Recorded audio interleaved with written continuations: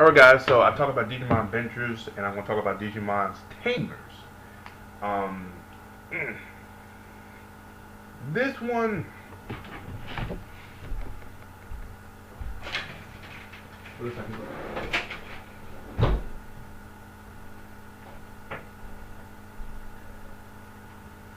hold on a minute guys, I gotta close some stuff. Yeah, load this up and go with it. Alright, I'm back. So yeah, Digimon Adventures 2 I just did a review on. Now I'm doing Digimon Tamers. Now, Tamers was probably my favorite out of all of them. Even it's tough. It's really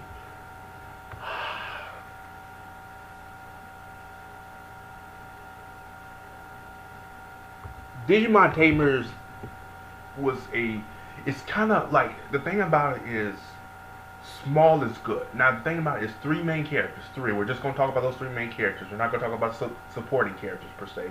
They play a big role, but they don't really play a big role till later on. And even when they do play a role, it's just a minor role that is very forgetful. This is a series that had three main characters, and I think out of those three, they had the best character development out of all Digimon shows. I mean, seriously, I think you cannot top this show. You have the main character with Dekoya, I think his name is. Let me say his name right. No, Dekato, and his Digimon Guilmon, voiced by the great Steve Bloom, which I thought was hilarious. Henry, who meant Terriermon, Rika, who meant Renamon. So you can tell I was a big fan of this because I remember the damn names. Where in the last review I did was just wherever Digimon, and they were small. And they went to each level, their champion, their mega, their ultimate level, and they all went through it very well. And this one was more focused in the human world. And the Digidestins in this world, but there's only three. And they're at first, they're all, they're doing their own thing, they're saving the world by themselves. Steve Bloom voiced this agent, this Men in Black agent. I forgot his name, but he keeps watch of the digital world. When Digimon comes in effect, he either neutralizes or destroys them. Eventually, they start working together later on, and it gets to the point where they have to go to the digital world. They have to find out what's going on because they meet the Davis, I guess you could say the legendary Davises, which is a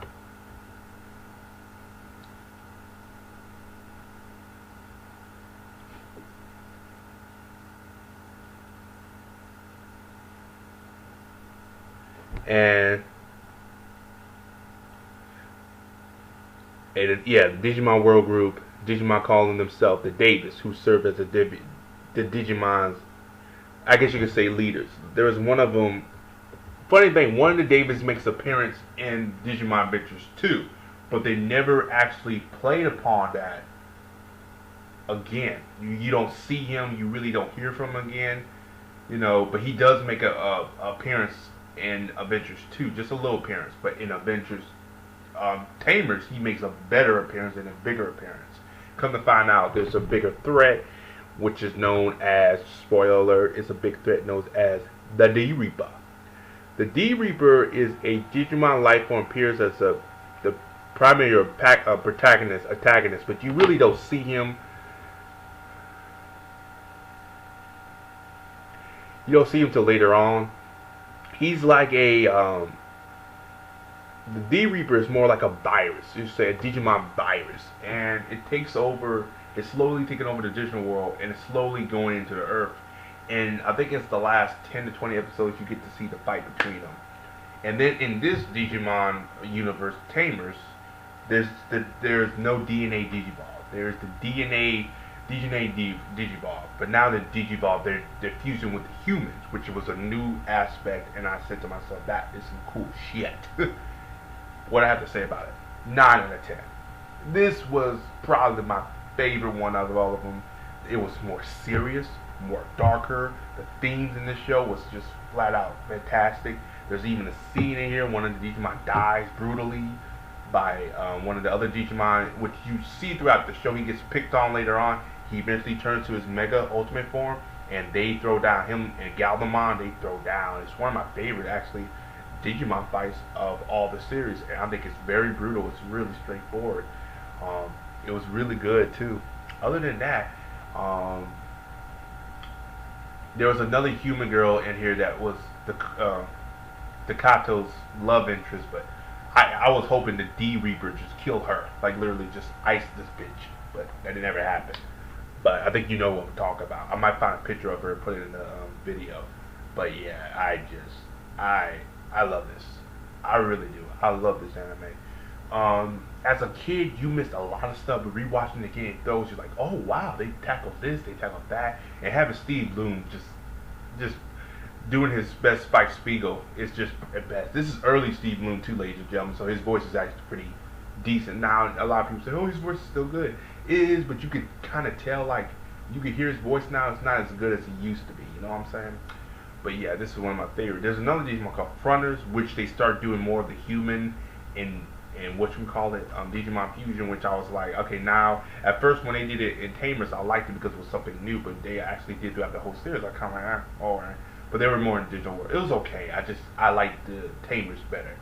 But other than that, guys, this is my review of it. It's very short. I have no complaints over this, other than I wish it was longer. They had a movie, too, which really was focused on um, Rika and Takado's relationship. And dude, you talk about shipping. I shipped those two.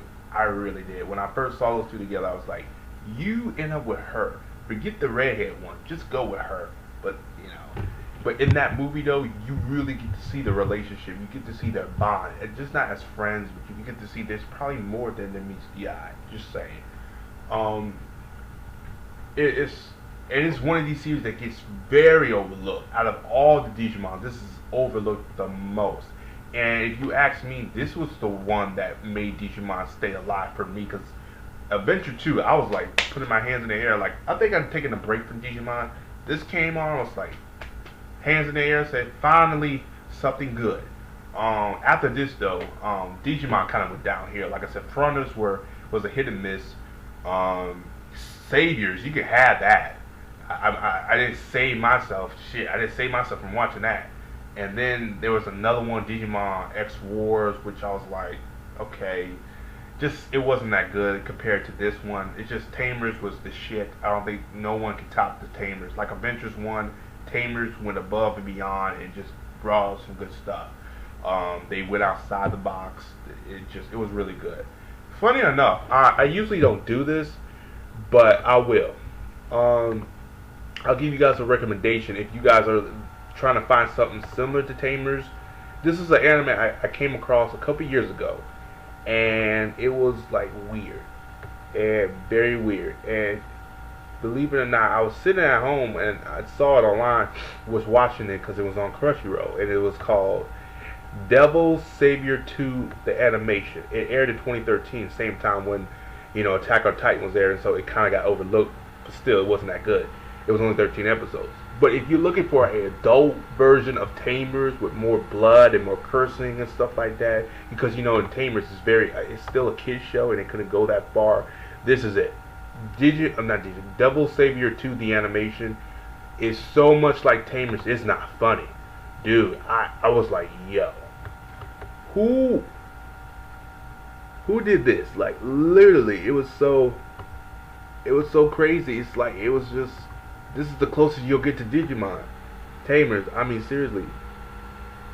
It's the closest animes. I mean, seriously. 3 main characters, I mean, similar. Two guys and 1 girl. They all have spiritual animals. Where Digimon, they had the Digimon, but this one has spiritual animals too with powers and stuff like that. And they fight against this evil life form.